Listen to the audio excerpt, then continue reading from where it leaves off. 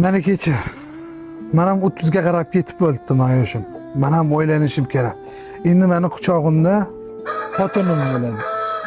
To'g'ri aytasan. Mehnat qildim, sizlar bilan ancha ishlarni qildim. Lekin seni unutmayman, umuman seni unutmayman. Hozirdan rashk qilsanmi? Ha? Hozirdan rashk qilsanmi?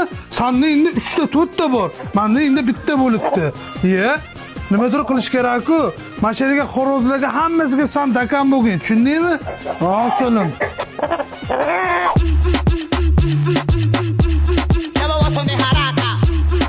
Nima qiliq bu endi?